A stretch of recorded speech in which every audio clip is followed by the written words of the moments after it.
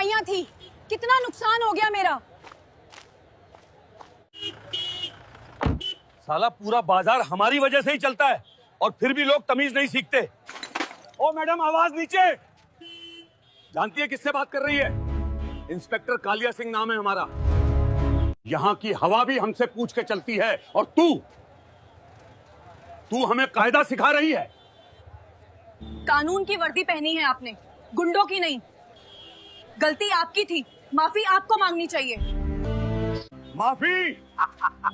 मैं कालिया सिंह माफी मांगेगा? बहुत गर्मी है ना तेरे अंदर, आज सारी गर्मी निकालता हूँ। कालिया ने हाथ बढ़ाया, लेकिन अवनी ने पलक झपकते ही उसका हाथ मरोड़ दिया। तभी अवनी को याद आया, माँ घर पर माँ अकेली है। अगर यहाँ झगड़ा बढ़ा तो वह थाने के चक्कर में फंस जाएगी और माँ की देखभाल कौन करेगा? वैसे भी सिविल ड्रेस में किसी पुलिस वाले पर हाथ उठाना कानूनन गलत हो जाएगा, चाहे वह पुलिस वाला गलत ही क्यों ना हो। उसने कालिया का हाथ छोड़ दिया। कालिया सिंह, जो अब अपने गुर्गों और पब्लिक के सामने बेइज्जत महसूस कर रहा था, पागल हो गया। वो गुस्से में बोला, तूने पुलिस पर हाथ उठाया, अब देख तेरा क्या हाल करता हूं। उसने अपनी लाठी निकाली और अवनी की तरफ बढ़ाया। आज तुझे बाजार के बीच में नाक रगड़वाऊंगा। चल माफी मांग। अभी के अभी बाजार के लोग मोबाइल निकालकर वीडियो बनाने लगे। कोई मदद को आगे नहीं आया। सबको कालिया से डर लगता था। अवनी ने चारों तरफ देखा, सब तमाशबीन थे। उसने सोचा, अगर मैं इससे अभी लड़ी तो यह मुझे झूठे केस में अंदर कर देगा, मेरी छुट्टी खराब होगी और मां का इलाज रुक जाएगा। मुझे दिमाग से काम लेना होगा। कालिया चिल्लाया, सुना नहीं? घुटने पर बैठ और माफी मांग, वरना तेरी स्कूटी जब्त और तुझे अभी जीप में डालकर ले जाऊंगा। फिर थाने में जो होगा वो तू सोच भी नहीं सकती। अवनी की मुट्ठियां भींच गईं। उसकी रगों में फौजी खून खौल रहा था। वह उसे एक ही घूंसे में बेहोश कर सकती थी, लेकिन उसने एक लंबी सांस छोड़ी। उसे हार माननी होगी। जीतने के लिए उसकी नजर कालिया की वर्दी की जेब पर गई, जो थोड़ी खुली थी। उसके दिमाग में एक प्लान आया। उसके पास अपनी जेब में एक छोटा सा वायरलेस ब्लूटूथ डिवाइस बगीन था, जो वह अक्सर अपने ऑपरेशंस में इस्तेमाल करती थी, और गलती से आज उसकी जीन्स की जेब में रह गया था। अवनी ने अपनी आंखों में झूठा डर दिखाया। नहीं सर, प्लीज मुझे जाने दीजिए, मेरी माँ बीमार है। अवनी ने गिड़गिड़ाने का नाटक किया। बीमार है तो क्या हुआ, पहले मेरे पैरों पर गिर और माफी मांग। कालिया ने अपना जूता आगे कर दिया। भीड़ में से आवाजें आने लगीं, बेचारी लड़की, अरे जाने दो साहब। लेकिन कालिया सुनने को तैयार नहीं था। अवनी धीरे धीरे नीचे झुकी। यह एक फौजी के लिए मौत से बदतर था घुटने टेकना, लेकिन उसका मकसद बड़ा था। जैसे ही वह झुकी, उसने अपने हाथ जोड़े। माफ कर दीजिए सर, मुझसे गलती हो गई। कालिया का सीना गर्व से फूल गया और झुक पैर छू मेरे अवनी और झुकी। उसने कालिया के जूते छुए और उसी वक्त बड़ी सफाई से पलक झपकते ही उसने वह छोटा सा बग लिसनिंग डिवाइस कालिया की पैंट की मोहरी नीचे का हिस्सा के अंदर फंसा दिया, जहां एक्स्ट्रा कपड़ा मोड़ा होता है। कालिया का ध्यान अपने अहंकार में था। उसे हवा भी नहीं लगी। अवनी खड़ी हुई। उसका चेहरा अब भी झुका हुआ था, लेकिन होठों पर एक बहुत हल्की न दिखने वाली मुस्कान थी। अब खुश साहब, अवनी ने दबी आवाज में पूछा। हाँ, अब भाग, यहां से दोबारा दिखी तो टांगे तोड़ दूंगा, कालिया ने हंसते हुए कहा, और वहां जमा भीड़ की तरफ हाथ हिलाया, जैसे उसने कोई जंग जीत ली हो।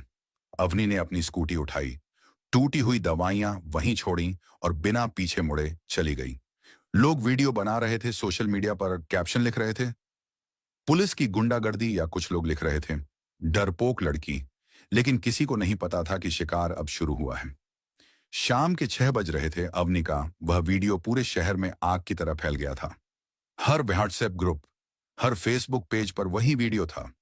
एक अकेली लड़की को बाजार में एक पुलिस वाला जलील कर रहा है और वह उसके पैर छू रही है। जिलाधिकारी डीएम के बंगले में डीएम मैडम अदिति अपने ऑफिस में बैठी फाइलों में व्यस्त थीं। तभी उनके पीए ने घबराते हुए दरवाजा खटखटाया। मैडम, आपको यह देखना चाहिए, शहर में बवाल मचने वाला है। अदिति ने फोन हाथ में लिया। वीडियो प्ले हुआ। जैसे जैसे वीडियो आगे बढ़ा, अदिति का चेहरा सख्त होता गया। लेकिन वीडियो के आखिर में जब अवनी स्कूटी उठा रही थी, अदिति ने वीडियो पॉज किया। उसने अवनी के खड़े होने का तरीका देखा। यह कोई आम लड़की नहीं है, अदिति ने बुदबुदाया। जिस तरह से यह खड़ी है, जिस तरह से इसने अपना गुस्सा पिया है। ये डिसिप्लिन आम पब्लिक का नहीं हो सकता। पता करो ये कौन है और इसका घर कहाँ है। मैं खुद वहां जाऊंगी, अदिति ने आदेश दिया। लेकिन मैडम, आप खुद, मैं किसी हवलदार को भेज देता हूं, पीए ने कहा। नहीं, जिस पुलिस ने यह हरकत की है उस पर भरोसा नहीं किया जा सकता। गाड़ी निकालो। शहर के एक पुराने थोड़े पिछड़े इलाके में एक छोटा सा घर था। प्लास्टर उखड़ा हुआ था लेकिन आंगन साफ सुथरा था। अवनी अभी घर के अंदर थी। उसने अपनी फौजी टी शर्ट और लोअर पहन लिया था। वह एक चारपाई के पास बैठी थी जिस पर एक बूढ़ी कमजोर औरत लेटी हुई थी। वह अवनी की मां थी। अवनी बेटा, दवाई ले आई? मां ने खांसते हुए पूछा। अवनी का दिल भर आया। बाजार में जो हुआ वह याद आ गया। दवाइयां तो टूट गई थीं, लेकिन उसने मां को यह नहीं बताया। हाँ मां, बस अभी दे रही हूं, अवनी ने मुस्कुराते हुए कहा और रसोई में जाकर गर्म पानी और घर में बची हुई पुरानी गोली ले आई। वह मां का सिर अपनी गोद में रखकर उसे पानी पिला रही थी। बेटा, तू क्यों आई? इतनी दूर? देश को तेरी जरूरत है? मां ने कहा। देश को मेरी जरूरत है मां, लेकिन मुझे आपकी जरूरत है। आप ठीक हो जाओ, फिर मैं चली जाऊंगी। अवनी ने मां के माथे पर गीली पट्टी रखते हुए कहा। तभी बाहर एक गाड़ी रुकने की आवाज आई। नीली बत्ती वाली गाड़ी। अवनी चौंक गई। क्या वह कालिया सिंह फिर आ गया? क्या वह घर तक आ पहुंचा? उसने पास ही रखी एक लोहे की रॉड को अपनी नजर में रखा और बाहर निकली। लेकिन बाहर पुलिस की जीप नहीं, डीएम की सफेद एम्बेसडर कार थी। गाड़ी से एक तेज तर्रार महिला उतरी। डीएम अदिति अवनी ने उन्हें देखा। वह समझ गई कि यह प्रशासन से है। अवनी ने सलीके से नमस्ते किया, लेकिन सैल्यूट नहीं मारा क्योंकि वह सिविल में थी और सामने वाला अजनबी था। अजनबी? जी आप? अवनी ने पूछा। अदिति ने उसे ऊपर से नीचे तक देखा। मेरा नाम अदिति है, यहाँ की डीएम। मैंने तुम्हारा वीडियो देखा। मैं बस ये जानने आई हूं कि क्या तुम ठीक हो और डरो मत, उस इंस्पेक्टर पर सख्त एक्शन होगा। अवनी ने फीकी मुस्कान दी। थैंक यू मैडम, लेकिन मुझे किसी एक्शन की जरूरत नहीं है। मैंने माफी मांग ली, बात खत्म। अदिति हैरान थी। तुमने माफी क्यों मांगी? वीडियो में साफ दिख रहा है। गलती उसकी थी क्योंकि मेरे पास वक्त नहीं था मैडम। मेरी मां अंदर बहुत बीमार है। अगर मैं वहां उलझती तो थाने में रात गुजारनी पड़ती और मेरी मां को पानी देने वाला भी कोई नहीं होता। अदिति की नजर अवनी की आंखों में थी। तभी उसने देखा कि अवनी की अलमारी पर एक फोटो रखी है। वर्दी में कंधे पर 3 स्टार, कैप्टन की वर्दी। अदिति चौंक गई। तुम आर्मी में हो? अवनी ने कोई जवाब नहीं दिया, बस नजरें झुका ली। एक आर्मी कैप्टन और तुमने उस सड़क छाप इंस्पेक्टर के पैर छुए। अदिति को विश्वास नहीं हो रहा था। तुमने उसे वहीं तोड़ क्यों नहीं दिया? अवनी ने सर उठाया। उसकी आंखों में अब वह आग थी जो बाजार में छिपी थी। मैडम, फौजी को सिखाया जाता है कि दुश्मन को तब मारो जब वह बेफिक्र हो। अगर मैं वहां मारती तो वो सिर्फ एक झगड़ा होता। अब जो होगा वो न्याय होगा। मतलब? अदिति ने पूछा। अवनी ने अपनी जेब से अपना फोन निकाला और एक हेडफोन अदिति के हाथ में दिया। सुनिए मैडम, वो अभी क्या कर रहा है? शाम ढल चुकी थी। इंस्पेक्टर कालिया सिंह अपनी काली स्कॉर्पियो में हाईवे पर जा रहा था। उसके बगल में उसका चमचा कांस्टेबल बिल्लू बैठा था। गाड़ी में एसी चल रहा था और कालिया बहुत खुश था। उधर अवनी के पुराने घर में सन्नाटा था। अवनी और डीएम मैडम अदिति एक मेज के पास बैठी थी। मेज पर एक छोटा सा स्पीकर रखा था जो अवनी के फोन से कनेक्ट था। स्पीकर से कालिया की आवाज आई। हाँ हाँ हाँ, देखा बिल्लू, आज उस लड़की की हेगदी कैसे निकाली? साला बहुत गर्म हो रही थी। जब मैंने कहा ना कि तेरी स्कूटी जब्त कर लूंगा और थाने ले जाकर सड्डा दूंगा, तो कैसे पैरों में गिर गई। बस यही डर मुझे पसंद है, बिल्लू ने बोला।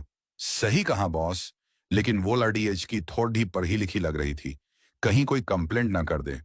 कालिया जोर से हंसा। कंप्लेंट? अरे पागल है क्या? इस शहर का कानून मेरी जेब में है।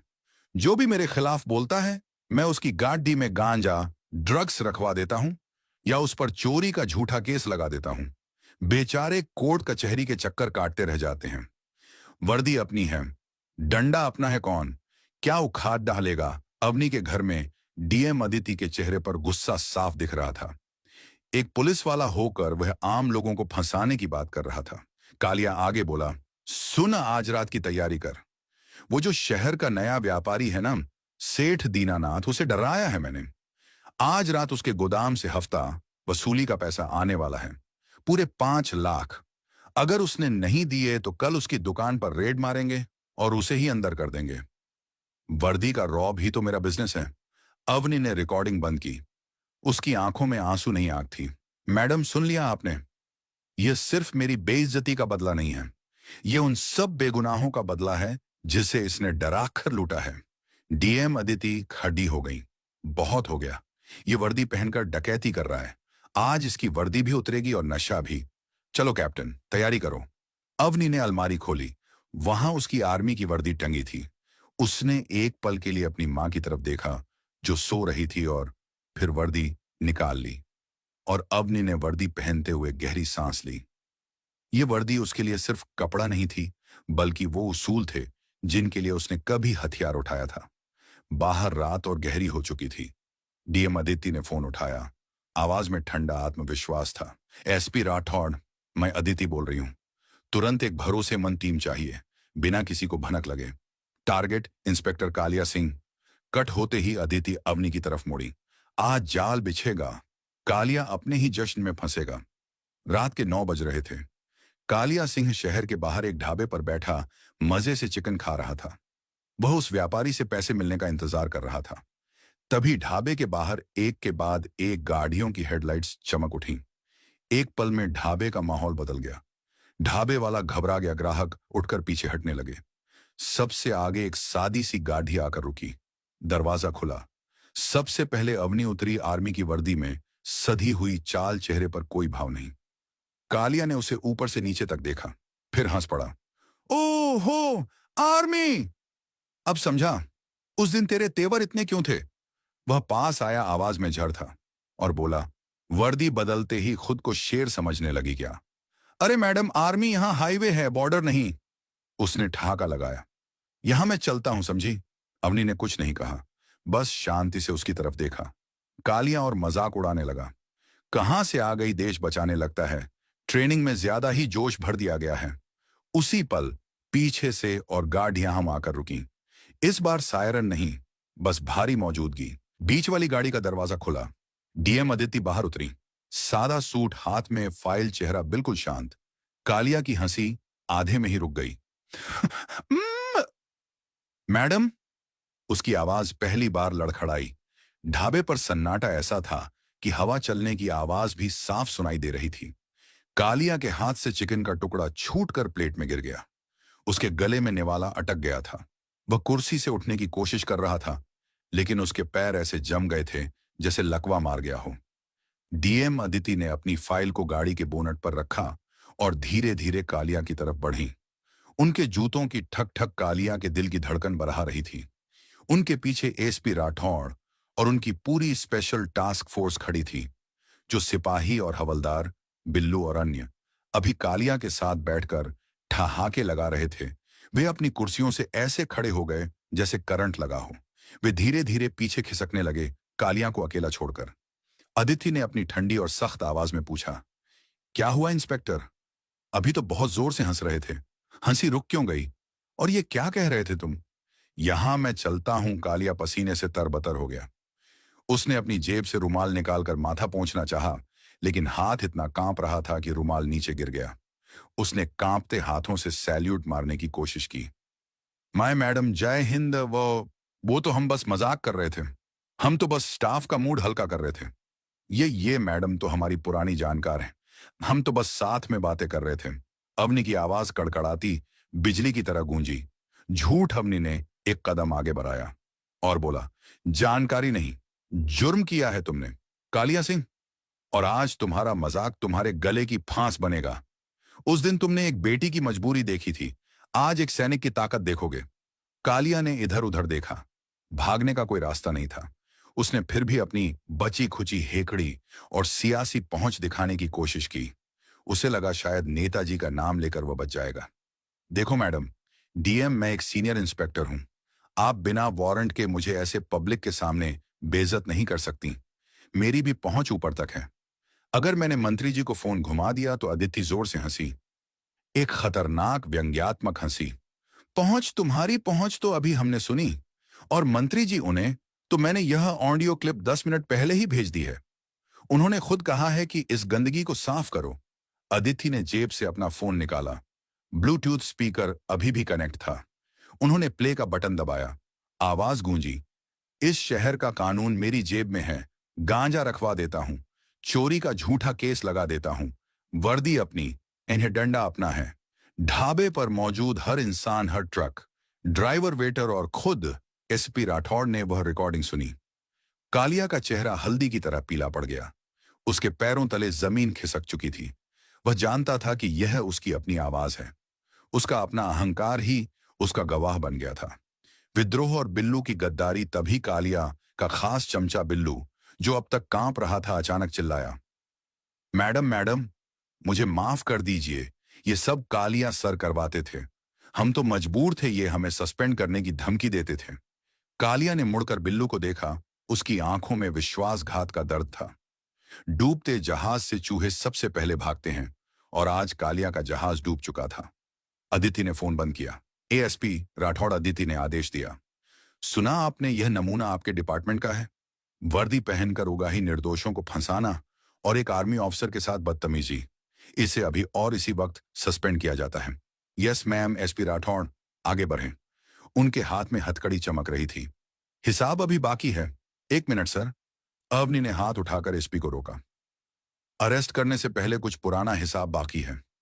अवनी धीरे धीरे कालिया के बिल्कुल करीब गई। कालिया की नजरें झुक गई थीं।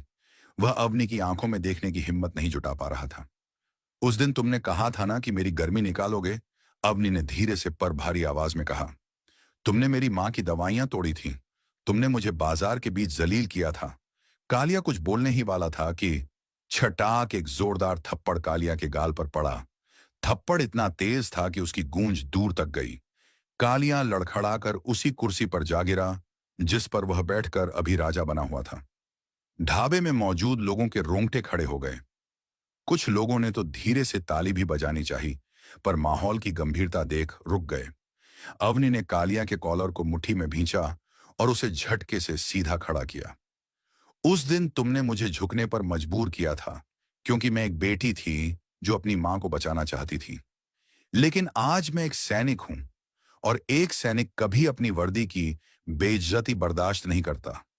तुमने खाकी वर्दी को गंदा किया है कालिया। अवनी ने कालिया के कंधे पर लगे स्टार्स की तरफ हाथ बढ़ाया। यह वर्दी देश की सेवा के लिए मिलती है, गुंडागर्दी के लिए नहीं।